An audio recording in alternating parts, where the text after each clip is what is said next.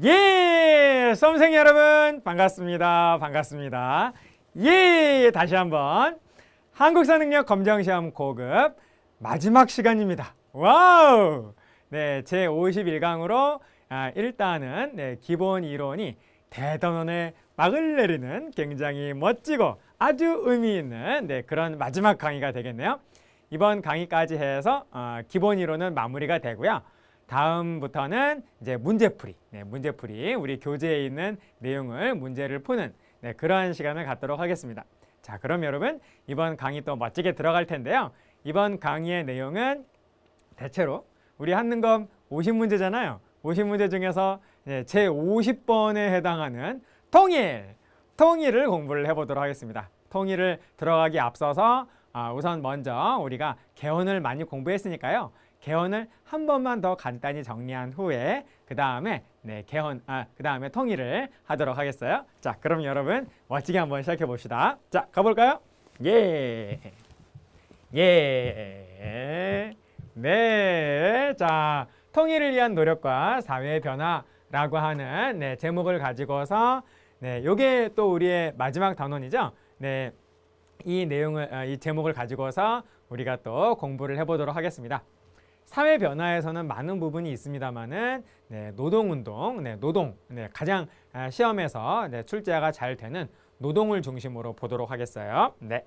자, 우선은 방금 말씀드린 바와 같이 헌법의 개정 과정에 대해서 간략하게 한 번만 더 정리를 하고요. 그 다음에 통일로 바로 들어가도록 하겠습니다.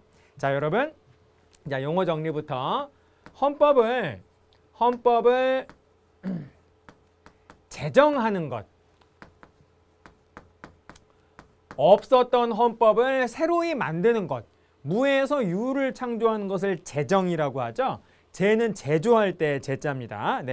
제조하듯이 정했다라고 해서 헌법 제정이 되는 것이죠. 이 헌법 제정, 국가가 존재하는 한 오직 한 번이다라는 거죠. 국가가 계속 있는데 제정을 또 할 수는 없다라는 겁니다. 국가가 멸망하고 다른 국가가 또 그 나라의 헌법을 제정할 수는 있겠죠. 아무튼 여러분, 제정은 오직 한 번이다. 그래서 우리 대한민국도 헌법 제정은 딱 한 번이었다라는 겁니다. 제정은 두 글자로 줄이면 헌재가 아니라 제헌이죠. 헌법을 제정한다. 그런 의미잖아요. 그래서 우리의 제헌은 언제 이루어졌습니까? 제헌절 몇 월 며칠인지 아시나요, 여러분? 7월 17일이죠. 7월 17일. 1948년 7월 17일에 헌법이 다 만들어져가지고, 즉 제헌이 되어가지고 헌법이 제정되었음을, 즉 제헌되었음을 선포한 날이 바로 다름 아닌 1948년 7월 17일 아니겠어요? 그래서 우리는 제헌절로서 기억을 하고 있는 것이죠. 기억하고 기념하고 그렇습니다. 자, 그런데 헌법은 시대가 바뀌면서 시간이 흘러가면서 고쳐져야 한다라는 겁니다. 그래서 당시의 상황에 가장 맞도록 헌법은 그 이후에 얼마든지 개정이 될 수 있어요. 얼마든지 개정이 될 수 있습니다. 헌법 개정은 두 글자로 줄이면 헌법을 개정한다니까요. 개헌이 되는 거죠. 개헌이 되는 것이고, 이것은 여러 번 있을 수 있다라는 것입니다. 여러분, 그래서 이 개헌은 현재 우리 한국 현대사에서 몇 번 이루어졌죠? 9번 이루어졌다라는 겁니다. 9번. 그래서 현재 우리가 살고 있는 우리 대한민국의 현행 헌법은 9차 개헌의 헌법이 되겠다라는 겁니다. 제가 이 통일 파트를 들어가기 전에 먼저 이거를 여러분께 설명을 드리려고 하는 건요. 이 개헌의 과정이 세상에 9번이나 되기 때문에 복잡하다라는 거죠. 그런데 출제자는 수험생들이 복잡해하고 좀 힘들어하는 부분을 일부러 피해서 만만하고 쉬운 것만 낼까요? 아니라는 겁니다. 수험생의 마음과 출제자의 마음은 정반대예요. 복잡하고 또 힘든 내용일수록 출제는 쉽습니다. 정말 쉬워요. 출제를 해보면 여러분 충분히 이해하실 겁니다. 그리고 학생들이 만만해하고 쉬워하는 부분은 낼 게 없어요. 출제를 해보려고 하면 사실 그렇거든요. 그래서 수험생의 마음과는 다르게 이 부분이 네, 잘 나온다라는 겁니다. 그래서 헌법의 네, 개헌 과정 네, 1차부터 9차까지 네, 이것을 제가 좀 네, 암기법과 함께 설명을 드리고 그 다음에 통일로 넘어가도록 하겠어요. 네. 자, 여러분 일단 여러분 한번 네, 1차부터 9차까지 숫자를 한번 적어볼까요? 네, 1부터 9까지 1, 2, 3, 4, 5, 6, 7, 8, 9 네, 1차부터 9차 개헌까지 있습니다. 그렇죠? 네, 현재 그렇고요. 네, 헌법 제정은 1948년 재헌헌법이 만들어졌다라고 하는 것은 뭐 제가 말씀을 드렸기 때문에 여기서는 적지 않겠습니다. 네, 자 그런데 연도를 좀 기억을 해주시면 참 좋은데요. 네, 이렇게 한번 외워보십시오. 자, 1차에 2, 2차에 4. 자, 이렇게 맞춰가지고 자, 일단은 네, 맨 마지막 그 연도만 이렇게 따가지고 한번 이렇게 외워보도록 하세요. 2402 9207. 자, 몇 번 중얼중얼하면 생각보다 쉽게 외워집니다. 2402 9207. 2402 9207. 몇 번만 해보시죠. 그냥 이렇게 기억이 딱 나요. 네, 2402 9207. 자, 여러분 이가 뭐냐면요. 재헌헌법은 몇 년이죠? 1948년이죠. 네, 거기에서 그 이후에 2로 끝나는 연도니까 연도가 네, 숫자가 올라가서 이게 몇 년이 될까요? 1952년이 된다라는 겁니다. 이런 식으로 계속 더해 나가시면 돼요. 네, 그 다음 4는 당연히 1954년이겠죠. 그 다음에 0은 당연히 1960년이 되겠죠. 둘 다 1960년이에요. 60년. 그 다음에 2는 당연히 1962년이 되는 것이고 그 다음에 9는 69년. 계속 더해 나가시면 돼요. 또 2가 됐으니까 네, 하나 더 숫자가 올라가서 1972년, 다음에 1980년, 그리고 1987년이 되겠죠. 네, 그래서 재헌헌법이 48년이라는 것만 알면 그 다음에 2402 9207은 얼마든지 이것만 잘 외우면 연도를 붙일 수가 있습니다. 자, 요 상태에서 또 앞글자 하나씩만 네, 또 이렇게 붙여 보도록 하세요. 자, 그래서 이거하고 함께 세트로 발사, 내부군, 공유국대. 자, 한번 외워봅시다, 여러분. 2402 9207 발사, 내부군, 공유국대. 발사, 내부군, 공유국대. 자, 몇 번 하시면 또 금방 외워지실 겁니다. 네. 자, 여러분, 제1차 개헌이 1952년 발인데요. 이게 뭐죠? 아, 그렇습니다. 발췌 개헌. 필요한 부분만 발췌했다라고 해서 발췌 개헌이라고 하는 그러한 이름을 가지죠. 이 발췌 개헌과 그 다음에 두 번째 개헌은 이승만이 자신의 권력을, 이승만 정부가 자신들의 정권을 계속 유지하기 위해서, 독재하기 위해서 내놓은 거 아니겠습니까? 그쵸, 여러분? 발췌 개헌은 내용이 뭐였죠? 발췌 개헌은? 그렇습니다. 대통령제가 당시에 대통령을 뽑는 방식이 바로 국회에서 간선하는 건데 이 발췌 개헌 할 때 이 당시가 되면은 이승만을 지지하는 국회의원들이 매우 국회 안에서 극소수였다라는 겁니다. 그래서 국회에서 대통령 선거를 하면은 절대 자기가 대통령이 당선되지 못하니까 국회 간선을 직선제로 바꾼 게 바로 발췌 개헌의 핵심이죠. 국회 간선을 직선제로 바꾼 것이다 라는 겁니다. 다음에 4는 뭐죠, 여러분? 4.4.5입 개헌. 4.4.5입이라고 하는 말은 요즘 잘 쓰는 말은 네, 반올림이다. 반올림. 네, 그래서 4.4.5입 반올림이라고 하는 이런 어떤 논리를 적용을 해서 바로 네, 이게 개헌안이 통과가 안 됐는데 가결 통과를 시킨 게 바로 4.4.5입 개헌 아니겠습니까?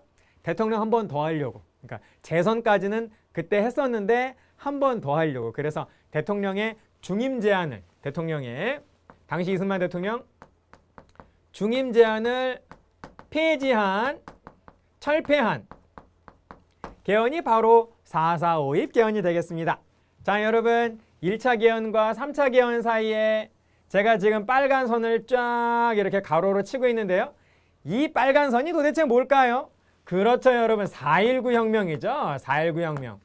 요 사이에 2차와 3차 사이에 4.19 혁명이 있다라는 겁니다. 그래서 이승만 정권은 무너지고 이승만 정권의 끝자락에 있는 허정과도 정부가 승리한 국민들한테 권력을 이양하기 위해서 헌법을 바꿨다 그랬죠.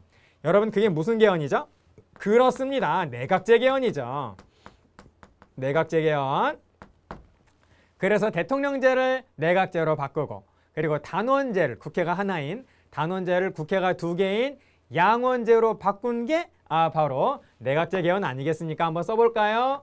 대통령제를 앞글자만 쓰겠습니다. 대통령제를 내각제로. 그리고 국회 단원제를 양원제로 바꾼 것이 바로 내각제 개헌이 되시겠다라는 겁니다. 다음에 부는 뭐죠? 여러분 4.19 혁명은 3.15 부정선거가 가장 직접적인 기폭제가 됐잖아요. 그래서 3.15 부정선거 이것을 부정선거에 개입한 사람을 부정선거 관련자 처벌하기 위해서 나온 개헌이 바꾼 개헌이 바로 부정선거 관련자 처벌 개헌이 된다라는 겁니다. 이거는 굳이 제가 핵심을 쓸 필요도 없어요. 부정선거 관련자 처벌 개헌의 핵심은 부정선거 관련자 처벌입니다. 이해되시죠? 자, 그런데 여러분 또 4차 개헌과 5차 개헌 사이에 또 이 빨간 선은 또 뭘까요? 이게 바로 5.16이죠. 5.16 군사정변으로 장면 정부는 무너지고요. 1962년에 군정기에 바로 이 군부가 독재를 보다 더 쉽게 하기 위해서는 내각제보다는 대통령제가, 양원제보다는 단원제가 더 나으니까 군부가 대통령제로 개헌을 하게 되는 거죠. 군부의 대통령제 개헌. 이것이 바로 제5차 개헌이 되겠다라는 겁니다.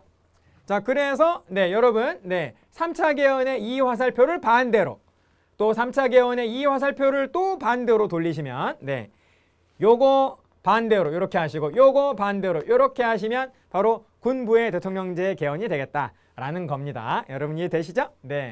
자, 그 다음에 여전히 박정희 정부예요. 1969년 당시 헌법은 초선, 재선 대통령까지는 가능한데 3선 대통령은 헌법을 바꾸지 않으면 안 되니까 헌법을 바꿨다라는 겁니다. 역시 독재하려고 바꿨다라는 거예요. 자, 그래서 얘가 이름이 뭐다? 공화당 3선 개헌이다라는 겁니다. 일요일 새벽 2시에 조용히 불 꺼놓고 식당에 모여가지고 통과시켰다 그랬죠. 국회 변칙 통과 그리고 날치기 통과. 자, 그래서 여러분 이렇게 공화당 3선 개헌이 이렇게 있고요. 자, 그리고 6차와 7차 사이에 이 선은 또 도대체 뭘까요? 그렇죠, 여러분. 바로 유신입니다. 10월 유신 비상계엄령을 발동을 해서 국회 예산시키면서 바로 유신헌법이라고 하는 새로운 헌법을 통과시키지 않습니까? 이것도 개헌이 되는 거죠. 그래서 바로 유는 당연히 유신헌법이 되는 것이죠. 유신헌법으로 바로 대통령 박정희가 바로 종신 대통령이 되기 위한 그러한 헌법이 되는데 가장 핵심은 또 말씀드려요. 뭐에서 뭐로요? 국회 그 전까지는 대통령을 국민들이 직접적으로 뽑았는데 직선을 간선으로 바꾼 것이다. 이게 핵심이다 그랬었죠. 여러분 그 간접단체는 이름이 뭐라고요? 통주국 통일주체국민회의가 되겠다라는 겁니다. 그런데 여러분 여기 빨간 선이 또 하나 있네요. 헌법이 이렇게 또 바뀌는 데에는 또 사건이 무지하게 많습니다. 여러분 이 빨간 선은 한마디로 일단 12.6 사태를 꼽을 수 있겠고요. 박정희 대통령이 바로 79년 10월 26일에 피살되죠. 또 있습니다, 여러분. 요것뿐만이 아니라 바로 12.12. 요 빨간 선은 또 12.12를 의미하기도 합니다. 12.12 사태. 그리고 또 있습니다. 이 빨간 선은 또 뭘 의미할 수 있냐면 5.18 광주민주화운동이다 라고도 말할 수 있다라는 거예요. 그래서 12.6 그리고 12.12 5.18 광주민주화운동을 겪으면서 바로 신군부는 국가보위 비상대책위원회를 만들어가지고 그 국가보위 비상대책위원회가 자신들이 불법적으로 장악한 국가 권력을 합법화하는 그런 헌법 개정 작업에 착수했다 그랬잖아요. 그래서 나온 게 여러분 국보위 헌법이 된다라는 겁니다. 그래서 요게 국보위 헌법이고 역시 개헌이죠. 여기는 제가 지금 적고 있는 건 전부 다 개헌이에요. 자, 헌법이라고 보통 표현을 합니다만은 제정은 아니죠. 자, 그래서 이 국보위 헌법 역시 간선이고 간선은 계속 유지를 하고 7년 단임제로 이렇게 했다라는 거죠. 그리고 이때 간선 단체는 유신헌법 때는 통일주체 국민회의였는데 국보위 헌법 때는 간접 단체가 바로 대통령 선거인단이 되는 것이죠. 자, 그래서 다음번에도 전두환이 노태우를 이런 대통령 선거인단을 통해서 바로 간접 선거에서 대통령으로 만들려고 했는데 우리 국민들이 그것만은 안 돼! 라고 하면서 다 같이 들고 일어난 게 뭐라고요? 바로 6월 민주항쟁이다 라는 겁니다. 바로 1987년 6월 민주항쟁이 되겠죠. 그래서 그 전까지는 6월 민주항쟁 직전까지는 전두환 정부가 4.13 후원 조치로 백장을 이렇게 배를 이렇게 내밀고 있다가 6월 민주항쟁이라고 하는 거국적인 국민적 운동을 맞이하게 되니까 이들은 이제 항복을 하게 되죠. 6.29 선언으로 바로 헌법 바꾸게 되잖아요. 그게 바로 현행헌법이다라는 겁니다. 대통령, 그래서 현재 현행헌법인 이 9차 개헌은 바로 뭐라고 한다고요? 대통령 직선제 개헌이다라는 겁니다. 외우실 필요가 없다라는 거죠. 현재 대통령을 뽑는 그러한 헌법이 되므로 현행 헌법이므로 지금 우리가 대통령 뽑는 방식 5년 단임 그리고 국민이 다 참여한다. 직선이다. 이렇게 여러분 외워주시면 좋겠다라는 겁니다. 자, 그래서 암기법 다시 한번. 자, 일단 연도는 2400-9207 2400-9207이고요. 그리고 앞 글자 하나씩만 이렇게 두 문자로 외워주시면 바로 붙일 수 있죠. 발사 내부군 공유국대. 발사 내부군 공유국대. 자, 이렇게 여러분 기억을 해 주십시오. 실제 시험에서 이러한 개헌 과정이 만약에 나온다라고 한다면 아주 놀라운 위력을 발휘할 겁니다. 이거 다 적으실 필요 없겠죠? 2400-9207 발사 내부군 공유국대. 얼른 다 얼른 그것만 딱 적으신 다음에 하나씩 맞춰가시면 답이 그냥 손 들고 있을 거예요. 네, 좋습니다. 자, 그러면 여러분 우리 통일로 한번 가보도록 하죠. 각각의 정부별로 어떠한 주요한 통일 정책이 나왔는가, 그리고 그 통일 정책 속에서 어떤 또 주요한 통일 관련된 문서가 있는가, 이거를 보시면 되겠습니다. 그러니까 어떤 하나의 항목이 있을 때 그게 이승만 정부 건지 아니면 장면 정부 건지 아니면은 박정희 정부 건지 이렇게 분류하실 수 있으면 참 좋겠어요. 그렇게만 하시면 어렵지 않게 마지막 50번 아주 기분 좋게 딱 맞추시면서 바로 답안지 그 다음에 답안지 채점을 이렇게 마킹을 하셔야겠죠. 기분 좋게 마킹하실 수 있을 겁니다. 자, 볼까요? 자, 이승만 정부. 여러분 이승만 정부 때는 전쟁이 있었죠. 6.25 전쟁이 있었잖아요. 그래서 6.25 전쟁 끝난 다음에 우리 이승만 정부는 6.25 전쟁 끝나자마자 평화통을 주장했을까요? 그건 아니라는 겁니다. 그때는 6.25 전쟁이 이렇게 아주 길고 긴 휴전으로 이어질지는 그 누구도 몰랐다라는 거죠. 전쟁은 곧 잠시 휴전일 뿐 전쟁은 곧 다시 일어난다. 그러니까 다시 전쟁이 일어나는 것을 전제로 한 것이 휴전이다 라고 하는 그런 어떤 이미지가, 그런 인식이 일반적이었다라는 겁니다. 그래서 전쟁은 곧 다시 일어날 것이고 그때는 정말로 진짜로 잘 싸워가지고 저 북쪽에 있는 공산군을 완전히 몰아내자 라고 하는 그러한 생각이었기 때문에 이때는 평화통일이 아니었다라는 거예요. 평화통일을 주장을 하면 그것은 국가보안법 위반으로 처벌을 받는 그런 어떤 규정을 바로 이승만 정부가 만들어 놓고 바로 조봉암 선생님, 진보당의 조봉암 선생님을 바로 처형하면서 진보당을 강제로 해산시켰죠. 그래서 이승만 정부 때에는 북진통일이었다. 그러니까 이거는 무력통일, 평화적인 게 아니라 우리가 싸워 이겨서 북한 공산군을 몰아내서 바로 북한의 모든 땅, 잠시 북한은 이 공산군한테 뺏겨 있었던 이 괴뢰군이 잠시 점거하고 있었던 원래 우리의 땅을 회복한다 라고 하는 게 바로 이승만 정부 당시에 우리의 통일 정책이었다라는 겁니다. 자, 그러다가 장면 정부로 가게 되면 학생과 시민들이 보다 더 진보적이고 당시로서 매우 파격적인 그런 어떤 통일 관련 주장을 하게 된다는 겁니다. 여러분, 4.19 혁명을 성공시킨 4.19 혁명의 승리의 주역이 바로 학생과 시민 아니겠어요? 그래서 이들은 장면 정부를 무시하면서 자신들이 바로 북한과 교류하려고 했다라는 겁니다. 교섭을 하려고 했다라는 거예요. 중립화 통일론을 바로 학생과 시민들이 주장을 해요. 그래서 중립국가가 되면서 우리 남한과 북한이 민주주의도 아니고 공산주의도 아닌 중립국가가 되면서 통일을 하자라고 하는 굉장히 매우 혁신적인 그런 어떤 통일 주장을 했다라는 겁니다.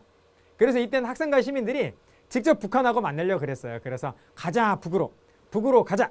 그리고 만약에 북한 쪽에 사절단이 온다라고 한다면 적극 환영하자, 오라 남으로. 그리고 우리 남쪽의 대표단과 북쪽의 대표단이 중간 지점인 판문점에서 만나려고 한다면 판문점으로 가자라고 하는 그런 구호도 나왔어요. 그래서 학생과 시민들이 이때 중립화 통일론을 주장을 하면서 내세웠던 구호, 가자 북으로, 오라 남으로, 판문점으로 라고 하는 그런 구호 나오면은 장면 전부 때 학생과 시민들이구나 이렇게 기억을 해주시면 되겠습니다. 자, 그 다음 보실까요? 박정희 정부. 박정희 정부 때 굉장히 중대한 세계적인 변화가 오죠. 닉슨 독트린이 바로 69년에 발표가 되었다라는 겁니다. 여러분, 우리 독트린 이미 공부한 적이 있어요.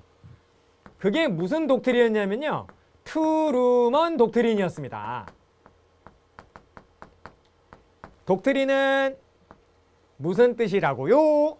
외교 정책 선언. 앞으로 우리나라는 외교 바깥으로 국가와 교류할 때 이런 식으로 하겠다라고 하는 선언이 바로 독트린이다라는 겁니다. 당시 미국 대통령이었던 트루먼이 내놓았던 선언이 트루먼 독트린이 된다라는 거예요. 이거는 연도가 1947년이죠. 여러분, 이 트루먼 독트린의 핵심은 뭐였죠? 이제부터 그 문서상에 대놓고 그런 표현을 하진 않았지만은 이제부터 공산주의는 우리 미국의 적이다, 민주주의의 적이다 라고 하면서 일종의 공산주의 세력에 대한 선전포고를 한 것이 진짜 전쟁은 아니고 일종의 선전포고와 같은 그런 선언을 한 것이 바로 트루먼 독트린이 되겠다라는 겁니다. 그래서 이 트루먼 독트린이 바로 뭐죠, 여러분? 냉전의 시작을 알리는, 냉전의 신호탄이 바로 다름 아닌 트루먼 독트린이잖아요. 그래서 트루먼 독트린이 1947년 3월에 발표가 되어가지고 두 달 후인 1947년 5월 달에 제2차 미소 공동위원회가 열렸는데, 이때는 이미 냉전이 시작한 다음이어가지고 소련하고 미국은 아무런 합의점을 찾지 못하고 만나자마자 그냥 헤어졌다라고 우리 공부했었죠. 미소 군정기 때 나왔던 겁니다. 자, 그런데 22년 후 69년 이때는 당시 미국 대통령이 닉슨이에요. 그래서 이 트루먼 독트린하고는 정반대의 독트린을 내놓습니다. 이게 뭐냐면 이제 공산주의는 우리의 적이 아니다라고 하는 그런 어떤 실질적인 핵심을 가지는 정책 선언이 바로 닉슨 독트린이 된다라는 겁니다. 그러므로 트루먼 독트린은 냉전의 시작이고요. 그리고 닉슨 독트린은 냉전의 완화. 그냥 무조건 사회주의, 공산주의라고 해서 우리의 적이고 민주주의라고 해서 우리의 친구는 아니다라고 하는 그런 어떤 내용의 선언이 바로 닉슨 독트린이 된다라는 겁니다. 그래서 냉전의 끝은 아니고요. 냉전이 완화된 게 바로 닉슨 독트린이에요. 그래서 트루먼 독트린과 닉슨 독트린을 이렇게 합쳐가지고 외워주시면 참 좋을 것 같습니다. 트닉 이렇게 해보세요. 트닉. 제가 여러분께 말씀드리는 암기법 가운데 제일 간단한 거예요. 트닉.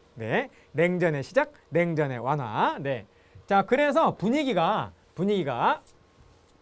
이렇게 냉전이 완화되면서 이제 어디 그냥 무조건 무턱대고 공산주의를 적으로 만들면서 반공, 덤벼 뭐 이런 분위기가 이제는 이제 먹히지 않는 이제는 세계적인 분위기가 아니라 이제 공산주의와의 어떤 화해, 대탕트가 무르익는 그런 어떤 분위기가 되었다라는 겁니다. 그러므로 박정희 정부도 거기에 당연히 영향을 받았겠죠. 그러면서 이제 변화가 조금씩 생기게 되는데 1971년에 적시자 회담 이거는 국가 박정희 정부와 그리고 북한 정권 간의 그런 어떤 정부 간의 회담은 아니고요. 적십자 회담이라고 하는 이런 어떤 인도적인 그런 어떤 회담이 먼저 개최가 되었고요. 그리고 다음 72년에 아주 중요한 겁니다, 여러분. 이거 7.3남북 공동성명이 발표가 되었다라는 거예요. 한날 한시에 북한하고 남한이 똑같은 성명문을 한날 한시에 발표를 했다라는 겁니다. 그 전에 비밀리에 우리 남한 쪽과 그리고 북한 쪽이 접촉을 했었다라는 걸 알 수 있었겠죠. 그래서 남북 공동성명. 그래서 남한과 북한이 합의한 합의문을 발표를 했는데요. 그것이 무엇이냐? 평화통일 3대 원칙을 제시를 합니다. 그것은 보통 자평민 이렇게 외우죠. 자주, 평화, 민족 대단결. 통일은 자주적으로, 통일은 평화적으로, 민족이 대단결 해가지고 통일을 한다라고 하는 그런 어떤 3대 원칙을 이때 내놨습니다. 자, 그리고 앞으로 남북조절위원회라고 하는 위원회를 앞으로 계속 개최해 나가서 통일을 이루어 나가자라고 하는 성명을 했다라는 겁니다. 여러분 주의하실 거, 남북조절위원회하고 7.3남북 공동성명이 그래서 뭐가 먼저란 얘기죠? 남북 공동성명이 먼저고 이 성명을 내놓으면서 남북조절위원회를 앞으로 개최하기로 합의했다라는 겁니다. 여러분 이해되시죠? 이게 먼저 그리고 이게 나중이다라는 겁니다. 잠시 후에 보시게 될 남북 기본합의서는 남북 고위급 회담이 먼저고요. 기본합의서가 다음이 되거든요. 나중이 되거든요. 그 남북 고위급 회담의 결과가 남북 기본합의서가 된다라는 겁니다. 순서가 반대라는 거예요. 이쪽은 7.3남북 공동성명은 공동성명이 먼저고 남북조절위원회가 그 다음에 개최가 된다라는 겁니다. 그렇게 좀 정리해 주세요. 자, 그리고 전두환 정부 82년에 민족화합 민주통일 방안이라고 하는 이러한 그 당시까지의 우리의 통일 정책을 집대성한 이러한 어떤 우리의 그 통일과 관련된 이런 그 방안들을 천명을 했는데 다음해인 1983년에 아웅산 폭탄 테러라고 해가지고요. 전두환 이 대통령이 미얀마의 아웅산 국립묘지에 참배를 하러 갔을 때 바로 북한 공작원들이 바로 거기에다가 폭탄을 장착을 해가지고 전두환은 그 당시에 피해를 입지 않았지만은 당시 우리 대한민국의 많은 장관급의 이 정치인들이 이때 굉장히 많이 희생됐습니다. 그래서 바로 민족화합 민주통일 방안은 결과적으로는 성공을 거두지 못하고 이 아웅산 폭탄 테러 바로 북한이 일으킨 이 테러로 인해서 이 전두환 정부 때에는 큰 교류는 없었다라는 거죠. 자, 그래서 일단 요거 전두환 정부 때다라고 하는 걸 기억해 주시고, 그리고 교류가 아예 없었느냐? 그건 또 아니다라는 겁니다. 최초로 이산가족 상봉은 있었다라는 것이죠. 노태우 정부 때 보시면 여러분 우리 지난 시간에 노태우 정부 때의 정치 공부하면서 북방 외교 공부했던 기억 나시나요? 공산주의 국가하고 정말 친했다라는 겁니다. 노태우 정부는. 그래서 소련하고도 수교 맺고 그리고 중국하고도 수교를 맺고 그리고 북한하고도 참 많은 교류를 했다라는 겁니다. 기억나시죠? 자, 그래서 남북 고위급 회담을 했다라는 겁니다. 고위급 정상회담이 아니고 정상은 우리 대통령하고 북한 쪽에 김일성이 만나는 거죠. 그게 아니고 김정일 그런 북한의 리더가 만나는 건데 정상회담이 아니라 그 바로 아래에 있는 고위급 정치인이 만났다라는 거예요. 그래서 우리 그 대한민국의 그 정원식 국무총리하고 또 북한 쪽의 연영묵 총리 이런 총리들이 만나가지고 회담을 한 게 바로 고위급 회담이 되겠습니다. 그래서 회담을 먼저 해가지고 뭔가 우리가 그 북한과 남한이 합의를 한 그 합의안을 도출을 했겠죠. 그래서 그거를 그 이후에 발표를 했다라는 겁니다. 그게 뭐냐? 일단 고위급 회담을 계속 하고 있는 중이고 91년 남북한 유엔 동시 가입하고 그 다음에 나온 게 바로 남북 고위급 회담의 결과로 나온 문서가 바로 남북 기본합의서가 된다라는 거 굉장히 중요합니다, 여러분. 물론 고위급 회담을 하니까 점점 친해지니까 그에 대한 어떤 분위기 속에서 남북한 유엔 동시 가입도 나오고 구체적인 문서는 남북 기본합의서가 되겠다라는 겁니다. 그래서 이 남북 기본합의서는 제5차 남북 고위급 회담의 결과예요. 결과물이 된다라는 거죠. 아까 우리 공부한 7차 남북 공동성명은 공동성명이 먼저고 남북조절위원회가 나중이었죠. 그런데 지금 우리가 보고 있는 이 노태우 정부 때 남북 기본합의서는 남북 고위급 회담이 먼저고 기본합의서가 나중이다라는 겁니다. 이게 원인이고 이게 결과예요. 기억을 좀 해주십시오. 자, 그 다음에 또 이 남북 기본합의서의 내용 참 중요한데요. 여러분 합의했다는 게 참으로 중요합니다. 왜냐하면 우리의 그 통일 정책의 우리 대한민국의 통일 정책의 역사는 일방적인 북한에 대한 짝사랑의 역사다라고 볼 수 있겠어요. 그래서 우리가 끊임없이 북한하고 뭔가 그 통일을 이루고 하나가 되기 위한 노력을 끊임없이 어느 정부나 어느 정권이나 하거든요. 이승만 정부 때 빼고 하는데 그래서 우리가 북한 사랑해 라고 하면서 그 연애 편지를 막 던집니다. 그쪽으로 보내요. 사랑해 북한, 사랑해 어떻게 생각해? 그러면 대체적으로 북한은 대답이 없습니다. 조용해요. 짝사랑이란 게 여러분 그런 거잖아요. 여러분 카톡을 이렇게 열심히 정성껏 카톡을 해서 딱 보내면 안 보잖아요. 안 보는데 그런데 여러분 합의를 해줬다라는 거죠. 합의를 해줬다.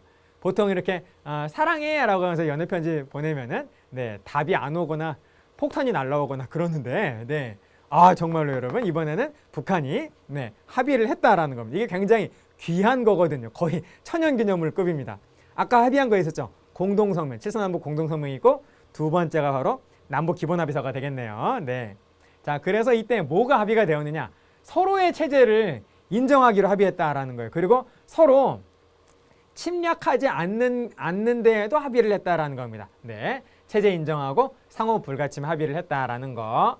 자, 그다음 그리고 또 이 여세를 몰아서 한반도에 핵무기 없도록 합시다라고 하는 한반도 비핵화 공동선언이 이때는 있었다라는 거예요. 이때는 있었다. 물론 지금 북한은 핵무기를 보유하고 있죠. 자, 그래서 이러한 내용들 나오면 여러분 뭐를 기억하시면 된다고요? 이게 핵심이다. 시험에 문제에서 맞추려면은 노태우 때다. 노태우 정부 때다. 라고 하는 걸 여러분 꼭 기억해 주십시오. 자, 그 다음 보시겠습니다. 김영삼 정부. 1994년에 민족공동체 통일방안. 요게 나왔는데요. 여기에서 우리가 3단계 통일방안을 제시합니다. 1단계 화해협력 해가지고 2단계 남북연합. 일종의 그 나아지 동맹과 같은 아주 강력한 동맹을 체결을 한 다음에 점차 서로의 차이점을 계속 없애가가지고 계속 없애서 결국 결과적으로 통일국가를 만들자라고 하는 이러한 3단계 통일 방안이 들어있는 문서가 바로 민족공동체 통일 방안이 된다라는 겁니다. 그런데 여러분 이 남북연합이라고 하는 거는요. 김영삼 정부 때 처음으로 등장한 건 아니고요. 노태우 정부 때 이름도 비슷해요. 이 이름에다가 방안 이름에다가 맨 앞에 한이라고 하는 글자 하나만 붙이시면 됩니다. 1989년에 노태우 정부 때 한민족 공동체 통일 방안이 나오거든요. 이것은 민족 공동체 통일 방안이고요. 제가 지금 말씀드린 1989년에 나온 통일 방안은 한민족 공동체 통일 방안이에요. 거기에서 남북 연합이 처음으로 제시가 되거든요. 통일이라고 하는 거는 남한이 결심하고 북한이 결심하면 한날 한시에 하루아침에 딱 되는 게 아니다 라는 걸 우린 깨달은 겁니다.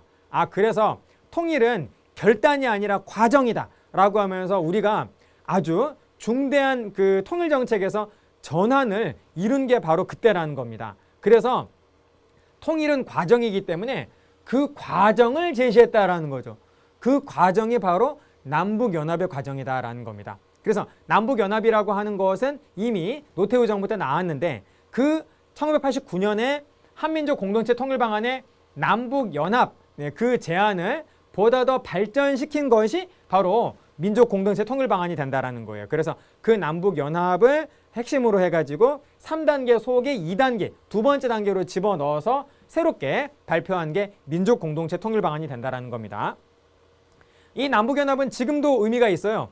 현재 우리 대한민국 정부의 네, 통일 정책이 남북 연합제입니다. 네, 그래서 결국 연합을 해서 일단은 연합을 한 다음에 네, 서로의 네, 그 차이점을 계속 극복해 나가서 계속 하나가 되는 그런 어떤 과정을 통해서 통일 국가를 이루자라고 하는 네, 그런 입장이 우리의 입장이 된다라는 겁니다.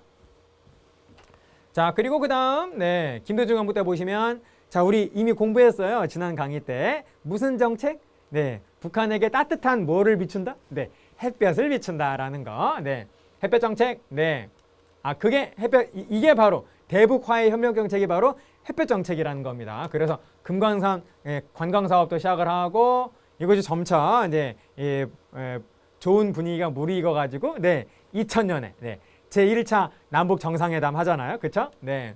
그래서 이때 네, 우리 김대중 대통령과 그리고 북한의 네, 김정일 국방위원장이 만나서 네, 최초의 남북 정상회담을 갖고 네, 그리고 6월 15일 남북 공동선언 합니다. 네.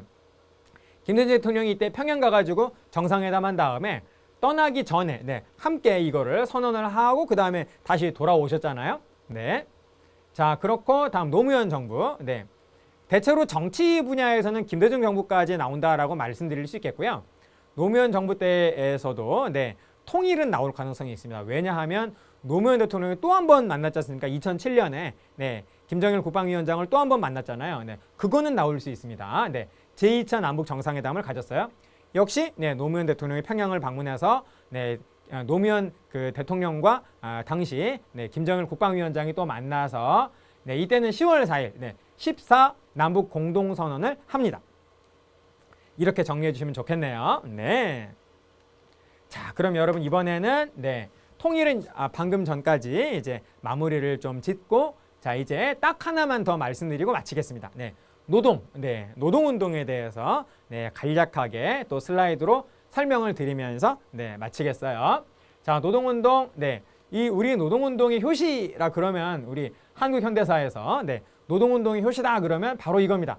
1570년 전태일 당시 노동자, 네, 노동자였던 전태일이 자기가 아무리 외쳐도 안 들어주니까 사람들이 관심을 안 가지니까 네, 자기의 목숨, 생명을 던져서 바로 네, 사람들로부터 관심을 네, 일으켰다라는 겁니다. 그래서 여러분 전태일이 네, 분신 네, 자살을 하면서 바로 네, 이것이 이제 노동운동의 우리 한국 현대사에서 노동운동의 출발점이다라고 보고 있다라는 겁니다. 네, 당시 우리 노동은 지금과는 달랐어요. 네, 정말로 아주 긴 시간 동안에 그리고 저임금 자 이런 거에 시달려서 거의 인간으로서 네, 인간의 존엄성을 찾기가 좀 힘든 그런 어떤 네, 삶을 우리 노동자들은 살고 있었던 겁니다. 네. 자, 그래서 전태일 분신이 이제 출발점이다라고 말할 수 있겠고요. 우리 이미 공부한 YH 무역 사건, 네, 이건 역시 네, 바로 노동운동의 아주 중대한 하나의 획을 긋는 하나의 사건이 되겠습니다. 그래서 이것이 바로 네, 유신의 독재 체제를 네, 종결짓는 네, 12.6 네, 사태로까지 네, 이어지는 아주 중대한 사건이 되잖아요. 그렇습니다. 자, 그리고 6월 민주항쟁. 신군부에게 우리 국민이 네, 크게 승리를 거둔 우리가 대승을 한 사건이 바로 1987년 6월 민주항쟁이죠. 그러므로 그 이후에 우리가 이겼기 때문에 노동운동도 굉장히 활발해지게 된다라는 겁니다.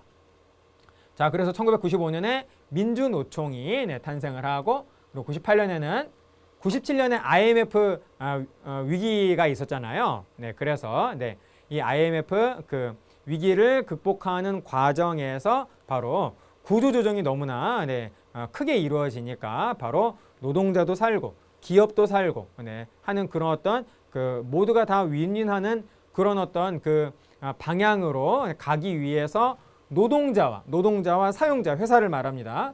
회사와 그리고 정부가 힘을 합쳐서 네, 결론을 내고자 하는 노사정위원회도 이때 출범을 했다라는 것이죠.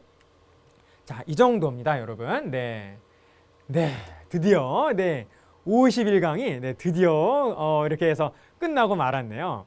1강부터 시작해서 51강까지 이렇게 완주하신 여러분, 정말 감사합니다. 그리고 정말 여러분 정말 대단해요. 영화도 여러분 중간에 졸 수 있습니다.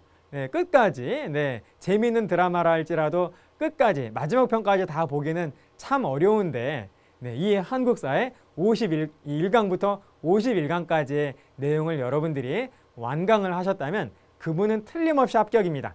저는 그렇게 믿어 의심치 않습니다. 여기까지 봐주신 여러분 정말로 제가 감사를 드리고 그리고 그 완강에 대한 결과는 틀림없는 합격일 것이다 라고 제가 힘주어서 말씀을 드릴 수 있을 것 같습니다. 여러분 정말 감사합니다. 그리고 정말 수고하셨습니다. 여기까지 하겠습니다. 마치겠습니다.